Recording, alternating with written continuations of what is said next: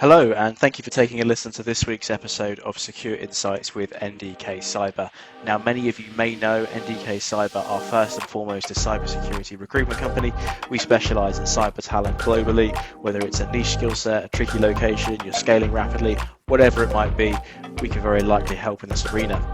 Now, we set up the Secure Insights podcast as a real way to shine a light on important areas, tackle hot subjects in the industry at the moment, and really give a platform to people that are doing some pretty cool things with some cool stories to tell. Now, this week I'm joined by Tim Malcolm-Vetter. Many of you may know Tim already. Tim has worked on both sides of the fence, from the vendor and the services environment, and also internally at the end user themselves as well, working for brands like Walmart, the Herjavec Group, and now known as CyberArray. And then also now founding his own venture, WIRESPEED. So in this episode, it's a little different from the trend of late recently. We kind of go against the grain of the AI conversation. We talk about the whole state of managed detection response right now. We look at how WIRESPEED has sort of carved out a niche within that without sort of playing the AI card as the service offering in itself. I'll let Tim really unpack that, and we also talk a number of areas, including what Tim's excited about and his journey so far. So very excited to share this episode with you guys. Open to feedback as always, and hope you enjoy. We are now live. Well, Tim, thank you for jumping on. I know you're a busy guy. Thank you for having me. Not at all. Not at all. I would have given the listeners an overview of your background and experience and things there. I wouldn't have done it justice. Are you okay to give us a brief run through of your background and I guess what's got you to where you are? Yeah, sure. At this point, I just tell people I've been doing this a long time. So I've been doing cyber roughly for 25 years. Small companies, big companies, all the way up to the world's largest company. Built and ran the red team at Walmart, which is Fortune 1. Red team on 5 continents, pretty good fun time. Ran managed security services at a really large managed SOC, and then decided I wanted to go do my own thing and basically redefine and shake up that entire industry. It's always been about like getting faster, whether you're on the offense side. When we were doing offense work, it was always how do you get to objectives faster? And then, of course, that means how do you get the defenders to actually catch you faster? And I got tired of waiting for them to catch me, and I got tired of trying to do it the human slow way. So we're going to do it in an automated, fast way that actually makes sense. That's kind of the goal. That's what we do at WireSpeed. Love that. And we're going to get real stuck into it to all this in a moment. Quite Yeah. excited to hit some of these topics here. I think I might animate you based on some of the conversations we've had previously. But Yeah. just before we jump into what I really want to ask you around, the whole state of detection response right now, it seems to be it was really big a few years ago. It's not talked about as much anymore. Now it's coming back. What's your kind of take on the whole sort of detection and response world at the minute? It's never going away. It is the single most important thing you have in security, right? And that's actually one of it's both what excites me about what we do, and also that's the challenge for getting customers to adopt something new, because like you're the last resort. There is nothing else. There is nothing more real about security than security and response or detection response. Like everyone that spends time, like I build a identity and access management widget, or I do something that like moves the needle in the DevOps space or whatever for security. That's great. But when you screw up, there's still layers behind you. And when you screw up when you're doing detection response, that's it. You're done. The customer's toast, the customer got breached or whatever. You've got to be good. You've got to have it right. It's like the single most important thing in security. And that's the reason why I work on it. The rest of it's just not as exciting to me. So it's not going anywhere, in my opinion. It can't go anywhere. No, of course. And so, but you wrote a blog post, I believe, on your website, and we talked about it Oh, previous around the whole evolution behind this of yeah, yeah, where it's yeah. gone from staff engineers to now automated and everything in between. Yeah. So, what's been that sort of, I guess, life cycle like for you? Yeah. Yeah, well, this is funny because so 25 years ago, like in the late 90s, early 2000s, most people I knew, and myself included, never thought about detection or response. Security was all about preventing bad. It was just bad. Like it was like get a firewall, get strong authentication, have a good password policy, patch your stuff, all left of boom stuff as we call it, right? And do all that and great. And then if that failed, it kind of was like, well, it sucks to be you. Because you didn't do your thing, and no one really thinks about what it was like. So at that time, like what you would do is you'd go, okay, something bad happened, which server, which whatever, go figure out how to log into it. Then you poke around the thing looking for log files. There's a bunch of grepping for log files, very command line, atrocious and slow, reactive at best. The closest thing that looks like today is maybe sort of like how instant or forensics looks, but it really was not good. And so then people said, hey, we should probably put all of our logs in one place. Like, yeah, that's a good idea. So we start copying logs to a single box, like syslog or whatever, just SCPing files to a folder. And there's like, oh, you know what? It'd be really good if I didn't have to like grep these and I actually had like a database I could run a query against. Like, cool. So people started taking the data, put it in databases. And then somebody said, hey, wouldn't it be really neat if this query that I wrote like would tell me if there's a new hit every time, a new event came in and it matched it. And then the alert was born. And then you had two companies, competing interests out there back in the day. Most people don't remember this, but you had SIM, Security Information Management, and SEM, Security Event Management, and this like the two approaches to log management, even though they're basically the same thing, and they were marketing past each other. And then Gardner came in around 2005 and said, "We got it, guys. It's." SEIM and the stupid acronym or SIEM, whatever you spell it, and the acronym of SIM was born, right? I And didn't said, know and that. most people, Ah, yeah, that's how it came okay. from. It's two it was competing vendors, and they're trying to like market past each other. And so now we have this crazy acronym. And this is how most of these dumb acronyms come into place by just like accident or like whatever, and we're stuck with it forever. And so many people, when if they, depending on how many people are reading or listening to this podcast, they'll be like, "Oh, dude, I was just in the sim today. I had no idea." Or maybe they call it seam. Who knows? They don't know why they pronounce it that way. They just it's this like argument or accident. So then we went from, okay, we got this accidental thing, we've got alerts and everything, and it became uh, Johnny Q network admin's job to go put this in here. Like his prior like, life experiences, I put switches and routers in, I make all the lights go from red to green. That's my job. And then like, cool, I've got this thing, I can point logs at it, I can understand this, cool. And then like, okay, Johnny, you got to go figure out how to find bad in here. And Johnny's like, I don't know what bad looks like. I don't know how to do this. This is not my job. I just connect stuff up and make it work. This is not my area of expertise. And this is where, DIY, do it yourself detection engineering started. And quickly it was like, oh no, I got to get some consulting expertise in here. And then all the big four companies started coming in. And this is where professional services were really born. And they come in and say, James, I've got this, I'm going to build a custom detection package for you. And they still do this, I think, to this day. They talk, we're going to build this custom detection package, and you get some kid straight out of college who's been out of college for 6 months who goes and takes a like standard set of rules that have been written for 15 years and goes and drops them in your sim. And they call it consulting, and it's whatever. That's professional services. And then shortly after that, you got people saying, well, I don't want a one-time engagement. I need you to constantly help me tune this. And I'm getting false positives and everything else. And then managed security services companies were born. They say, well, I can set up a contract where for so many hours a month, I'll make sure that I'm touching it and tuning it and taking care of you. And then like, it was also like, well, it's firing. I need someone else to help work this. And then it's like the managed SOC stuff was born. All of this progression came to the point where it's like now in the last like 5 years, we're at the point where the amount of volume coming out of any company, even small companies, is untenable. You can't possibly manage it just by human scale. You have to have technology filtering it down and taking noise out. And so you've got companies trying to get better at this for a number of different directions, and a lot of them are doing various tech. And what's funny is 2, 3 years ago, some of the big players were like, "We're never going to take the human out of the loop," and now they're all here like bury that blog post. We've got AI. It's agentic AI, and it's doing all this amazing magic for you. And what's really funny is just 3 years ago, I'd have a customer that would get mad if we wrote any kind of automated response to a case. They'd say, I paid for humans to look at this. And I think I really seriously thought that was going to be a showstopper, that all these companies that are doing like human-led managed SOC is their value prop, and they go and they say, we're going to start slowly adopting more and more tech, and it becomes more and more kind of like, let's call it repeatable, and like I've got like the same verbiage that's ending up in tickets. And that I thought for sure all these customers are going to go, wait, no, they're going to stop. But I think the AI thing has kind of killed it.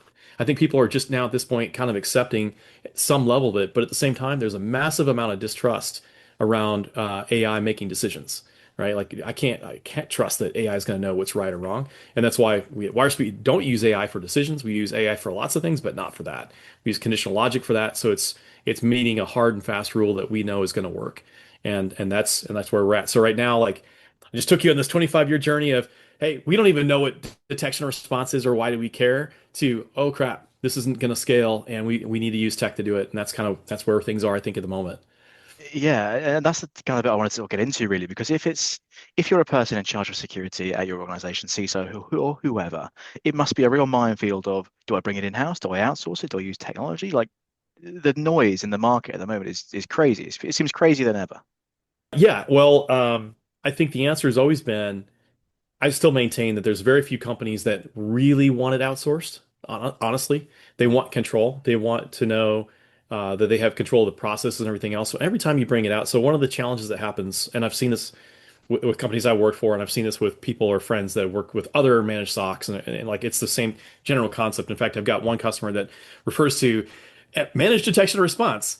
It's where you're doing detection and response, and I'm doing the managing, right? That's his mentality because he feels like, okay, we're gonna sit down, we're gonna have this SOP discussion, and for these certain cases, I want us all to go this direction. And the provider goes, yes, we'll do this. Yes, we agree. Yes, we agree.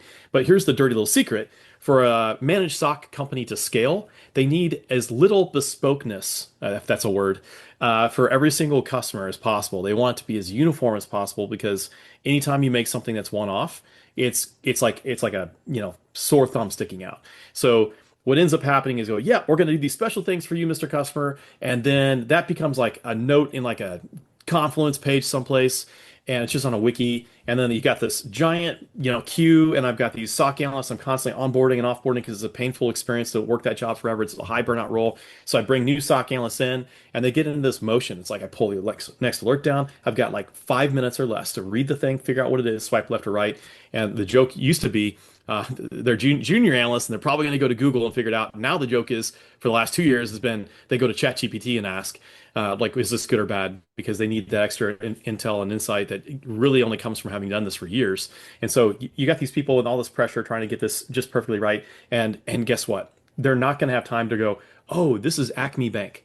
Let me go, hold on, let me go log into to Jira or to Confluence real quick. Oh crap, MFA timed out. Which MFA is it? I got like three. Let's see. Oh, get this one. Okay, got it. Got logged in. Okay, which customer? Okay, here it is. I got it. Okay, what's special? Oh, nothing special on this one. Okay, good. And like imagine them doing, oh, this one's got something special. Okay, what do I do? Do this extra step. It's like that Capital One commercial. You guys see this in the UK years ago, but we got it in the US everywhere, where it's like these people just coming in, buying the thing, swipe the card, coming in, buying the thing, swipe the card. It's like this rhythm and it's like dance music. And then one guy comes in, he pulls out the checkbook and he goes, record scratch, because it Yeah, all yeah. breaks, slows down. That's what that is. So you can't possibly get the bespokeness that you really want. And that's one of the challenges I think for these outsourced providers is there's certain things they want to know and they want you to learn their company and learn their business. And that's something that we built literally into the platform as one of the main pain points we try to build and solve for at WireSpeed because it's just such a very prevalent issue. And it goes back to the premise of your question. Do customers really want this outsourced? No, I don't think they do. I think they don't have the resources to hire because on average it takes 7 FTEs to get 24/7 coverage, 365, cover vacations, cover everything else out. If I just do some really basic math and just assume fully burdened, taxed, everything else in US dollars, 100K a person. Like that's some pretty simple math. That's 700K, right? You can go down and get like any random managed security provider will probably sell that to you for 250 or 300, maybe 350. Like you're going to get there's no economics in the world where it makes sense for most companies to do that. Also considering you only have one FTE per shift. If you have a bad shift, like you just can't flex. It's I'm going to go old school on you again. It's very much like when I started in cyber and IT, everybody had their own data center, right? And every time I worked at this hospital and we were going to bring this new application. Well, what'd you do? You went and bought a 1U pizza box rack mount server for it.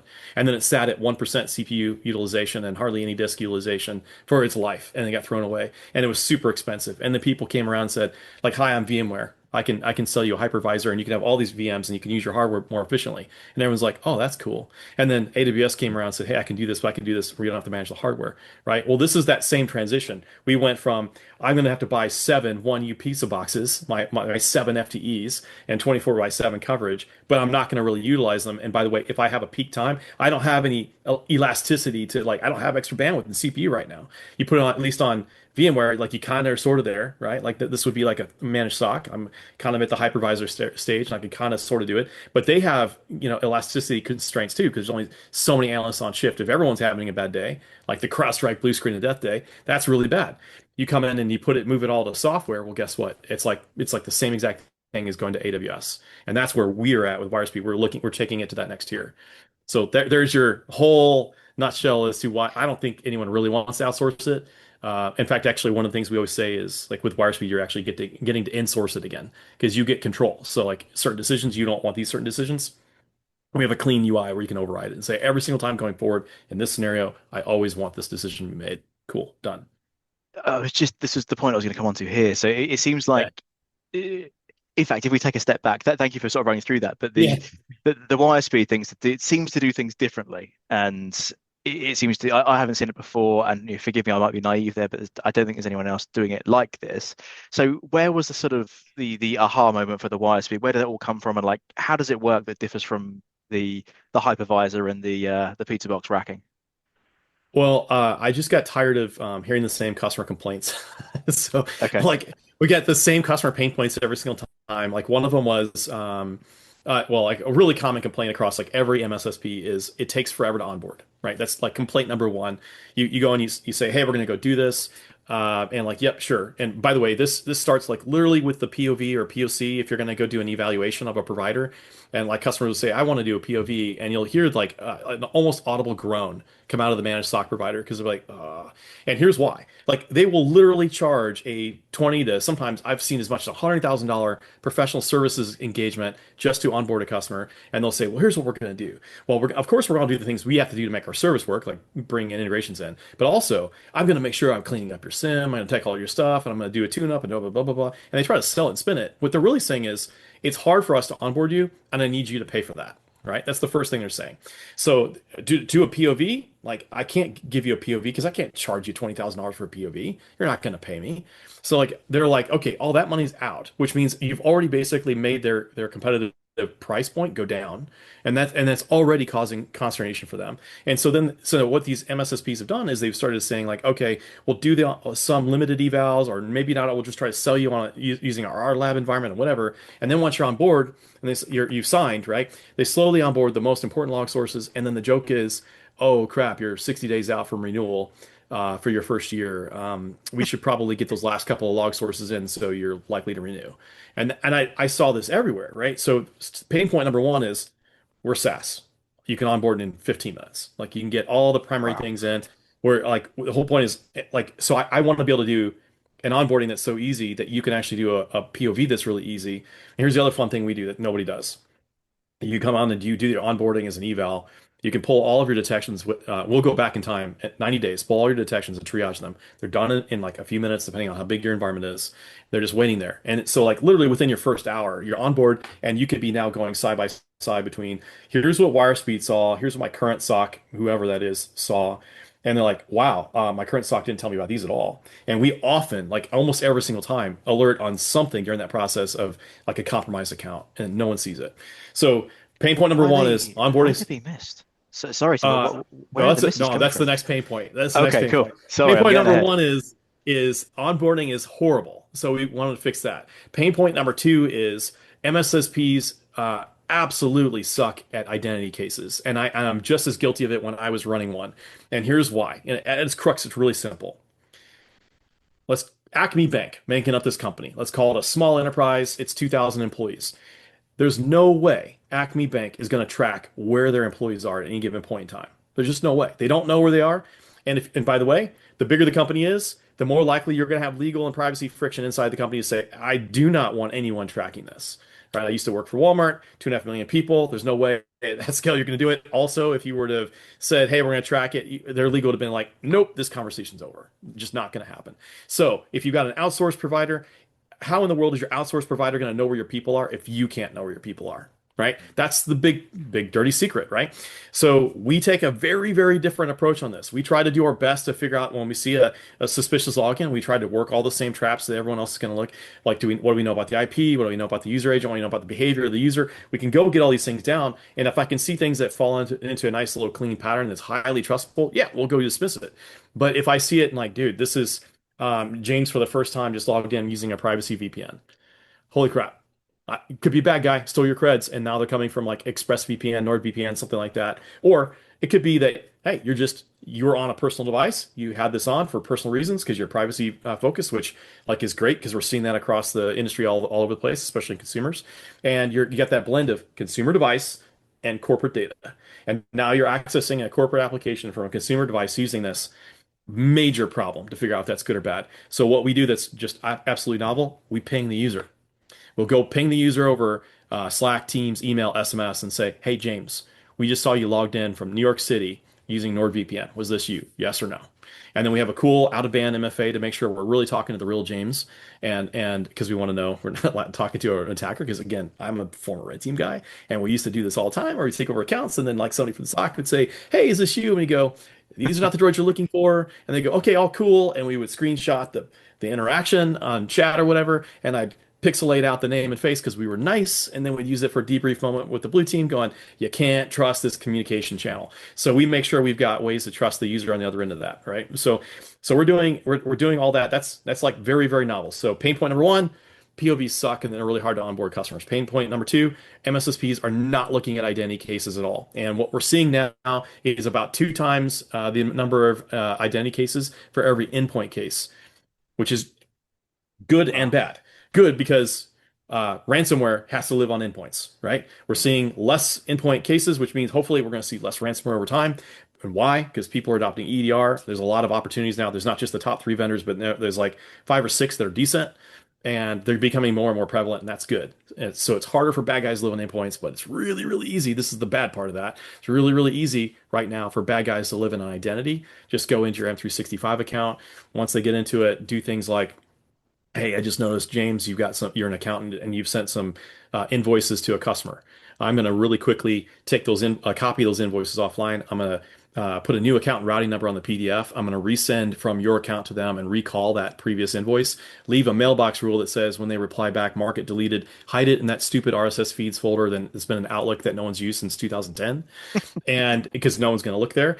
And then I will correspond with your customer. And by the time you notice this, you won't notice this until you go into your accounts payable system and you're like, "Oh, this customer is now 60 or 90 days late on payment." Then you're going to go reach out to them. Also, you're not going to get the reply emails from them because they're going to get hidden. And you're going to have a hard time. You're going to pick up the phone, you're going to finally call, and you're going to swap notes, and it's going to be gone. That money is going to be so gone. It'll be, wired out of the country, and it's just, so this is BEC, business email compromise. Cyber largely looks at this as like this unsexy thing. It is 50 times by dollars bigger of a problem than ransomware right now. And this is it's like it's a huge problem. Cyber should absolutely take accountability and responsibility for it, and we at WireSpeed lean into it. So like that. So identity is a huge thing, and that's pain point number two. Uh, Pain point number three is largely it's very related to that. It's hey Tim, if it feels like I'm paying you to investigate alerts as my managed SOC provider, but it also feels like you're just taking them and throwing them over the fence back in my team to investigate, Hmm. right? And this is a pain point that this is absolutely universal across like all of the biggest. I mean, we're talking that the ones that have thousands of customers and billions in revenue are all the way down to the smallest ones get the same problem. And the reason for it, distill this down, having so many conversations with customers and also providers. The reason for it's really simple. And it goes back to that like little Capital One example of we got the machine that's running and da, da, da, da, da, da, right? So I get this case that comes in. I'm a SOC analyst, and on average, I'm probably if I'm a SOC analyst at an MSSP, I've probably worked in cyber 1 year. That's probably the average tenure. So I've not been doing this a long time. I'm in this largely thankless, invisible job, saving literally the economies of the world. It's a super important role. And I'm getting this alert with probably minimal context with it. It says Jane Doe did a thing. I know that that thing is suspicious because that's why it landed on my box or on my screen, and I've got to sit here and figure out like the context of what Jane Doe was doing. Is it good, bad, or otherwise? I don't know who Jane Doe is. I've never met Jane Doe before. I will probably see no other alerts from this customer today, and probably have maybe if I'm at a really large SOC, I've never seen an alert from this customer at all. Personally, as a SOC analyst, and I've got literally an SLA stopwatch that's about maybe got 5 to 10 minutes left before it clicks off, and it is now busting SLA, and I'm going to have everyone mad because it's going to end up on a quarterly report back to the customer. And I've got to go sit here with this pressure. It's air traffic controller level stress, right? I'm landing airplanes, only the airplanes are breaches. Like it's going to be a breach or it's going to be a safe landing. And I got to figure this out. And I got to swipe left or right. And a lot of times I'm going to take my magic 8 ball and I'm going to say, do I tell James about this? Yes or no? And that's like the extent to which the analysis ultimately becomes. And a lot of times they're going to look at this and go like, all right, I'm walking this knife's edge. James, you seem like a really nice guy, but if I tell you about this and I know you and I'm wrong, I am going to decrement from your nice guy bank account, right? Like you're gonna get to a point where you're like, I've had enough. I'm finding a new SOC provider, right? So I know that. And then I also know, dude, if this is the real thing and I don't tell you about it, and this is the only alert you get to save you from ransomware or some other really big material impact, I'm going to be the worst SOC analyst in the world. I'm going to feel horrible, and you're definitely going to quit as a customer. So right there in that moment, I'm worried about whether or not your company is breached or not, and I'm also worried about whether or not you're going to quit, right? Either direction. I could lose you as a customer. I could like there's so much pressure on that human to make that decision. So what are they going to do almost 9 times out of 10? Like, dude, I would rather err on the side of losing you because I gave you too much signal than make the wrong one. And I'm going to send it to you. And that right there is the reason why customers feel like again, going back to that pain point, the exact verbiage, Tim, it feels like I'm paying you to investigate alerts only for you to throw them over the fence for me to investigate, right? So what we do that's different is I stop and look at what's the best internal socks in the world that I've seen. Great example. I'm going to go back and give a hat tip to Walmart. They have an amazing sock. They have obviously they're huge. They have a lot of resources that most companies don't have. So they do things at a level that's different, and a scale and efficiency that's different. And what would a SOC analyst do if they got that thing? They'd say, James did this weird thing in Azure. They're going to get a hold of you and they're going to get you on video or somewhere they can authenticate that I'm talking to the real version of you. And they're going to say, okay, I need to know context around this thing. And they're going to track you down. If they can't get a hold of you, they're going to go to your boss and they're going to walk the org chart until they get a hold of somebody. They're going to figure this out. And they're going to start, if they don't get a response in a meaningful amount of time, they're going to start locking accounts. And they're going to make you call in. They're going to make you come back to them and get a hold of you and find out what the context is. So guess what we do? We do all of that. So you don't have to. We have an automated workflow. They'll say, hey, James, you saw this thing. I need to know. And I'll ask a specific yes, no, or unsure question to you. And again, I'm pinging you over your existing company's communication channels. And if you don't time out, we have options. I can go, if the customer lets me, I can contain you. If the customer lets me, doesn't let me, I can escalate. I walk the manager chart too. So I can't get a hold of you. I go to your manager and I say, I've got a second step. Hey, your employee, James, hasn't responded to me. Do you know if he's logging in from Jakarta today? And you're like, Yeah, okay, no. Like, cool, let's go contain this account right now. So we have all that built in, and that's the stuff that's missing because what ends up happening is they get dumped on their team. And I used to joke and say, the other problem with this is this got this giant queue, and I got the SOC analyst, I got all this pressure, the air traffic controller stress, and everything like that. And I'm a SOC analyst, so by definition, I'm like 85% likely to be an introvert. And if I'm an introvert, right, I don't want to pick up the phone and talk to Jane Doe, even if I could talk to Jane Doe. And if I did, if even I had the number, I wouldn't know if it's the real Jane Doe. And I've got all this problem. But guess what? We also learned the customer, the whoever's in IT, if it's a small company, or the one security guy, if it's at a mid-sized company, when he gets this alert, he's probably also an introvert, and he's gonna go, crap, I don't want to talk to Jane. Like, and and I've seen this firsthand. They'll make up 17 reasons to do something else, right? And like they will expose their company to more time for risk of a bad guy increasing access or whatever, just because they do not, for any reason, want to reach out and make a human contact. It is so much mental friction. So that's the other reason why we do this is like I'm just gonna do the step for you, so that when we get it back, if I can't get a hold of everybody, like I've exhausted everything I can exhaust. And you can see that it's part of the case. Like we've literally told everybody, like tried all the things we can do, all the things you've let us do.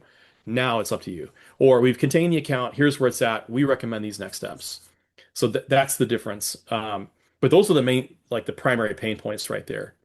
yeah. I hadn't really considered or heard a lot about the consideration of the introvert piece, the people to people communication piece, as something that technology is great. It's working, but equally this outsources, not outsources, it covers the person Yeah. to person bridge, if you like, to make things quicker and easier and everything else.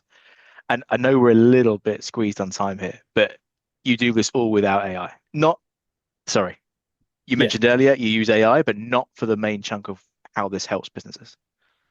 Yeah. Yeah. So we just think that repeatability and transparency is the single most important things.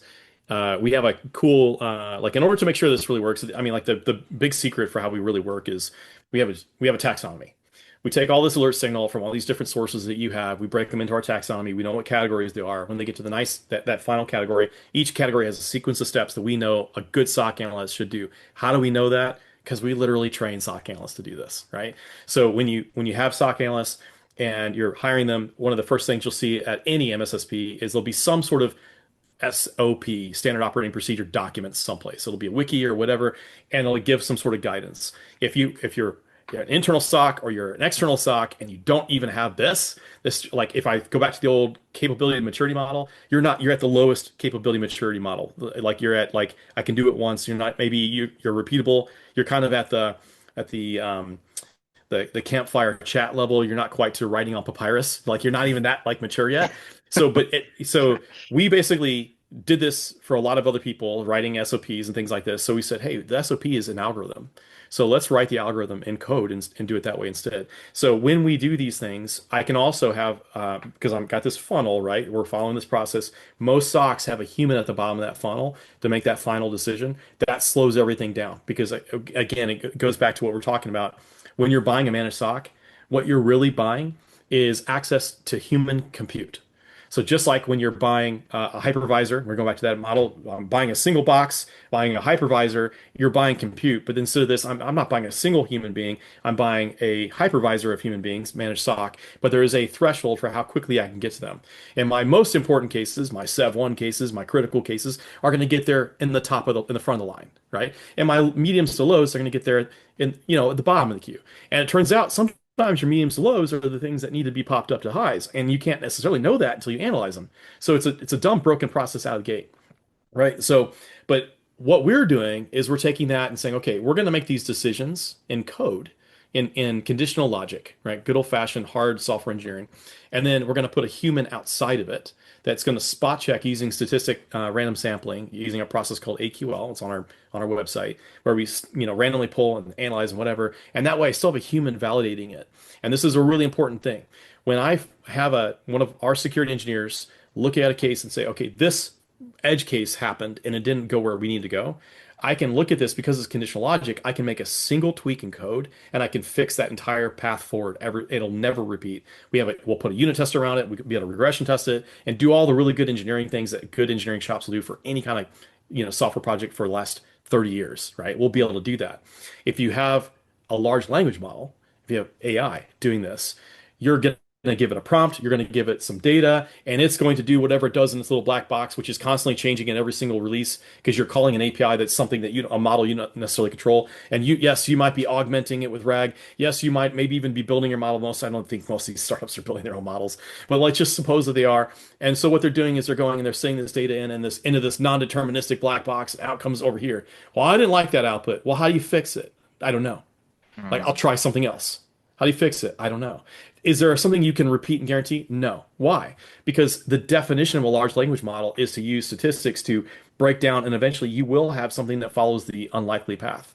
There is that's where hallucinations come from. Yeah, like you ask it, and it's basically saying, I'm going to break down these most common words. This is the most common next token. Okay, the next, but if there's a least common token, I might pick that some percentage of the time.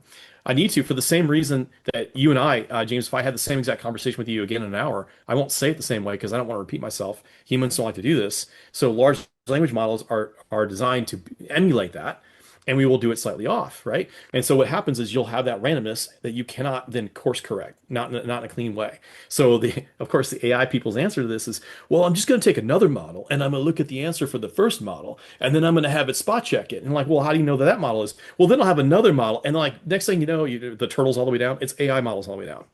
And there are vendors out there that are claiming like we do 100 LLM invocations per detection, and I'm like, that is not something I'd be bragging about.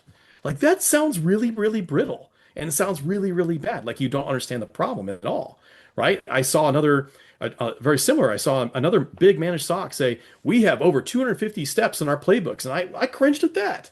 Like that's way too brittle. Like there's too many things, too many moving pieces, too much, baling wire and duct tape. We probably have between 5 to 20 steps total, and they're discrete steps in code, like total for the longest cases, right, that we go through. That's it, right? And by the way, since it's all running as conditional logic, our mean time to verdict, which is a metric we actually measure for most cases, is around a second. It's like between 800 and 1200 milliseconds for like all cases for a tenant, like everything, because of how we're doing this. And these AI models are going, gee, I've got a brand new event. I'm going to, invent a workflow right here on the fly. So for the next 25 seconds, I'm going to create a bunch of steps. Cool, got those steps. Now I'm going to go spin off these little agents, and each one of them are going to go, do another 20 to 40 seconds of compute to execute their steps, and then I'm going to bring it all back together and I'm going to synthesize it, and then of course, like some percentage of the time, I'm going to hallucinate and give you a wrong answer. Like this sounds horrendous. Like this is absolutely not the right technology for this. Now, that's not said. Like we still use AI in other places. We use it to summarize cases. We think it does a great job there. Why? Because we capture data that we know is good. And we say, hey, just explain this in a sentence, please. Right? And give it some guidance. And it does an okay job at that. Like, I'll give that job to you. We use it for, we have a natural language SIM detection query builder. Like, so if I don't want to write the SIM query, I could just say, hey, show me all successful logins outside the United States. Okay, cool. It can build that query for you. That's great because if that query fails, you look at it as the human because it's interactive. And it's what we call a type 2 decision, not type 1, which means it's erasable, right? Where type 1 is like I'm writing in Sharpie, type 2 is I'm writing in pencil. So it's a pencil. I can go and like, yeah, I didn't like that query, let's fix something about it or reprompt to try again. But when you're working a detection where you're literally like the start of this conversation is where's detection and response going? Yeah. Nowhere. It is the absolute most critical thing in your entire environment. You can't get it wrong. You cannot afford to get it wrong, which is why that ultimately we looked at all the tech, we understand all of this stuff really, really well. This is why we chose what we chose. Love that. I was just about to say it kind of loops back into where we kicked off this whole thing of can this is the last line. This isn't sort of a fancy widget that might help you with some DevOps or something else. This is the last line. This is very important to do it. And it's kind of I don't know if refreshing is the right word, but it's just quite nice to not have a conversation that's centered around we've got this new AI thing. Here's what it does. And I think when I saw the funding come through, I was, oh, WIRESPEED, let's have a little. Hang on, they don't seem to use a lot of AI here. What's going on? Are they okay? Is there an error somewhere? But no, it seems really cool, and it's obviously having an impact and growing rapidly. What are you excited about over the next 6, 12 months? Well, a lot of things. One thing it's really fun is a year ago when we'd have this kind of a conversation, people would be like, that it would resonate with them about the conditional logic, but they would say, like they'd whisper back to you basically, yeah, that makes sense. Okay. And then 6 months ago, it became, yeah, I totally agree, but I'm not going to ever post this anywhere publicly. I'm not, like, I'm scared. Like I can't tell my boss about this, or I can't tell my coworkers about this. I don't want I'm not gonna put it on LinkedIn, but yeah, I totally agree with you. And now what's happened in the last month, we got people going, 100% agree with you. This is exactly our stance. Like, and everyone's coming back to like normal, back to center on what's realistic. We're not anti-AI. We just use the right tool for the right job. Like I wouldn't use conditional logic for other things, right? Like it's really, really hard to build the like a case summary and using conditional logic. We've done it. That's where we started. The AI summary I think is better. But so there's places where it makes sense, right? So like what gets me excited, the fact that people are starting to wake up to that. The fact that the economy's like this, we're in a weird time. The economy's, I know so many people, super qualified security people that are struggling to find work. And a lot of these big companies are trying to say it's because of AI that we're laying off. And like, I don't believe that for a split second. I think the fundamentals have been wrong on a lot of companies for a long time. And the investment funds have been kind of in a weird place, which I think is also part of the reason why you see so much VC funding in AI products because they've had this capital building up for the last couple of years of this weird economy, and they're trying to figure out where to put it. And the AI thing like seems like the savior for this. So let's go just dump it all in there. And I think we're going to see a lot of things shake up. So I think you're going to see if AI SecOps is a real thing, if it's actually working, you're going to see early exits this year, maybe first half of next year. You're going to see somebody because anytime new tech's out there, some founders get bought up quickly. They're like, here's a quick small but nice hefty payout for you. You can just get out of this and go do something else. And like, yep, I'll take that route, and they'll get out. And then that'll be the signal that this is going the right way. We haven't seen that happen yet. So that's something to kind of watch for. But in general, I think given the economy, given where it's at, people are starting to look for ways to be more efficient with their spend, right? Because like if I'm a head of security and I've got a small team of like 5 to 10 people, like let's say I'm a 5,000 person company, right? I've got a small security team, 5 or less people probably, and I'm looking at this going, if I can cut my MDR bill in half, I can save one of my people. and I want to keep my team. So they're going to look for things that are more efficient. And we go, dude, we'll cut your MDR bill in half, right? And so that's the thing that's kind of exciting, like how we can do that for people. Um, so yeah, like I think all of those kind of things coming together, and then also there's a very I can tell you this from like the investor perspective, the people I've talked to, there's a lot of excitement about solving the underserved and lower end of the market. All the SMB to mid market, like you guys call them SME, small mid-sized enterprise, like the 25-person company all the way up to the first 1,000 are largely getting what I would call minor league baseball tools. There's all these companies that started out. I'm not going to name names, trying to compete with like the CrowdStrikes and the Palo Altos and all that, and they just couldn't. So they took their early exit to these little like kingpins of the minor league baseball world, and they're selling these substandard tools and substandard processes to them. So bringing really big thought and really big expertise that worked at these big companies down in a way that's scalable and addressable to the small and mid-size, and doing it at scale where customers can easily spin it up, easily get going with it. Service providers can easily bring it in and say, hey, I'm suddenly a world-class MSSP that can contain bad guys in seconds to minutes without a massive amount of spend. Like there's such a huge opportunity. And there's such a problem here that needs to get solved. And we're like, WireSpeed's just like ready and plugged in for that. So Right in that's the what middle of gets me it. excited. Yeah. No, I Yeah. could And tell. we've stopped a lot of bad guys already, and we've only been going for 1 year. So it's exciting. It was literally a year yesterday, I think. So no, it sounds awesome. Yeah. Yeah. Well, Tim, I've we've sort of darted around with a few sort of different topic areas there. I've got a ton of value from it. It's flown by. So thank you so much for jumping on today. I really appreciate your time. Yeah, James, thanks for having me.